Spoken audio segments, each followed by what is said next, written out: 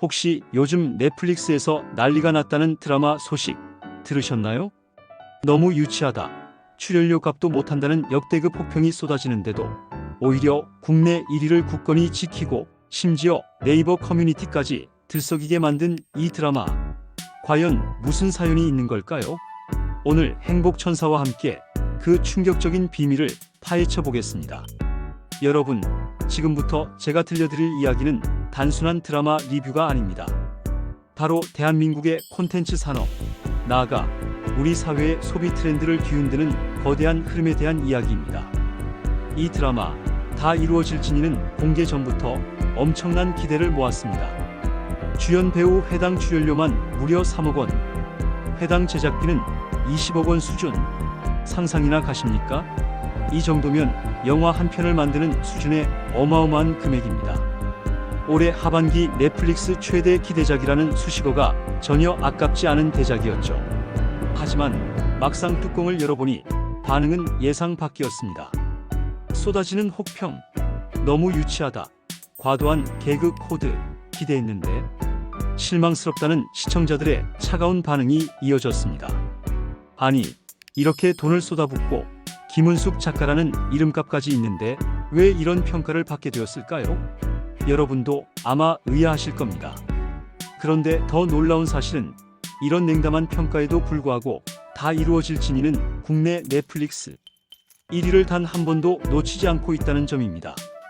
심지어 동남아시아 등 해외에서도 넷플릭스 인기 콘텐츠 상위권을 차지하며 승승장구하고 있습니다.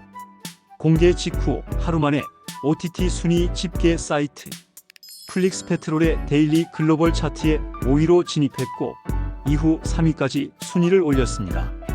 극장, OTT 통합 차트 키노라이치에서도 1, 2위를 오가며 그야말로 대응행을 이어가고 있습니다. 여러분, 이쯤 되면 뭔가 이상하다고 느끼지 않으십니까? 작품성 논란에도 불구하고 이렇게 엄청난 흥행을 거두는 비결은 과연 무엇일까요? 이것은 단순한 우연이 아닙니다. 여기에는 넷플릭스라는 거대 플랫폼의 압도적인 지배력과 함께 우리가 간과했던 대한민국 콘텐츠 시장에 숨겨진 비밀이 담겨 있습니다. 다 이루어질지니는 천여 년 만에 깨어난 램프의 정령 진이와 감정을 잃어버린 인간, 가영이 세 가지 소원을 두고 펼치는 판타지 로맨틱 코미디입니다.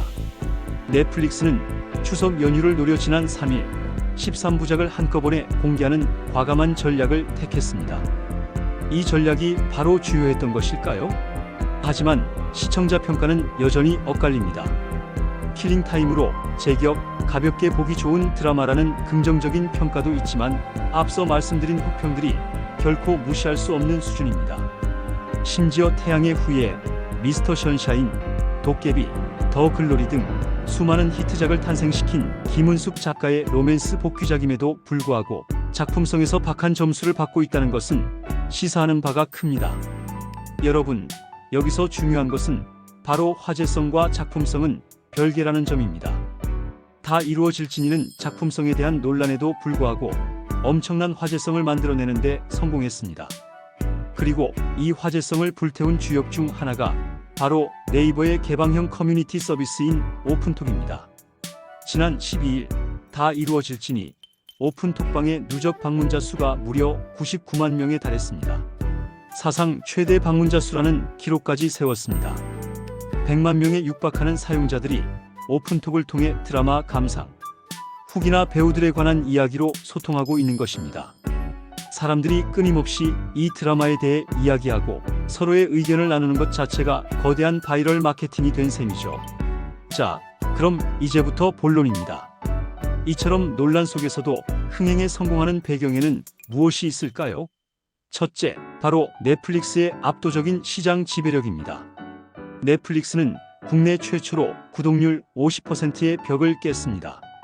올해 상반기 국내 OTT 이용자 절반 이상이 넷플릭스를 구독하고 있다는 뜻입니다.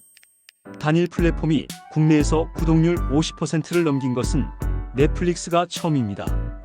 이것은 단순히 많은 사람이 본다는 것을 넘어섭니다. 넷플릭스의 콘텐츠가 공개되면 그 콘텐츠의 질과 상관없이 엄청난 수의 잠재 시청자에게 노출될 수 있다는 의미입니다.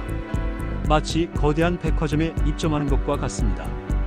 아무리 좋은 물건이라도 사람들이 모르는 곳에 있으면 팔리지 않지만 사람이 북적이는 곳에 있으면 그 상품이 돋보일 기회는 더 많아지는 것이죠.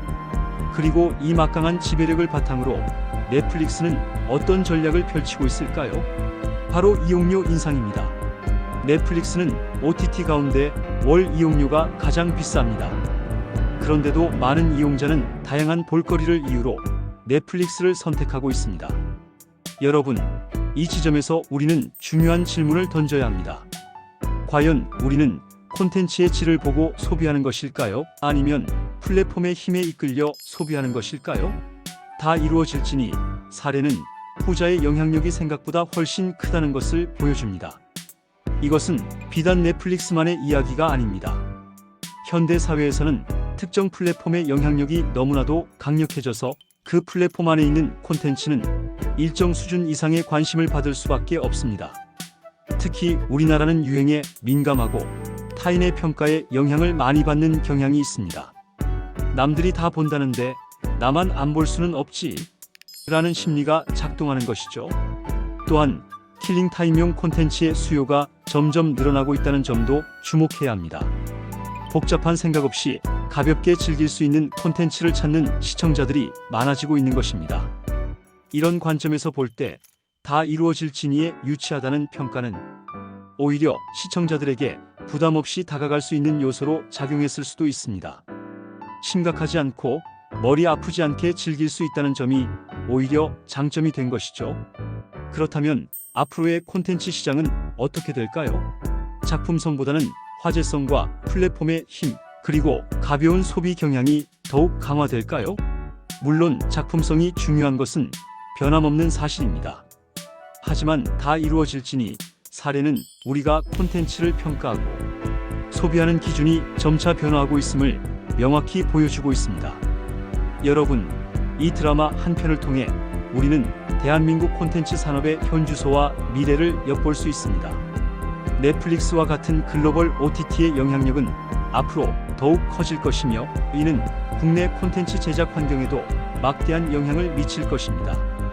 과연 우리는 이 변화의 물결 속에서 어떤 지혜를 발휘해야 할까요? 오늘 행복천사와 함께 다 이루어질지니를 통해 대한민국 콘텐츠 시장의 흥미로운 단면을 살펴보았습니다. 혹평 속에서도 굳건히 1위를 지키는 이 드라마의 성공은 단순히 운이 좋아서가 아니었습니다. 넷플릭스의 막강한 지배력, 변화하는 시청자들의 소비 트렌드가 복합적으로 작용한 결과였죠.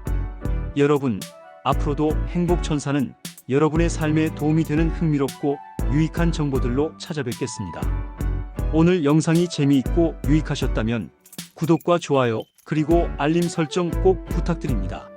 여러분의 관심과 사랑이 행복천사에게는 큰 힘이 됩니다.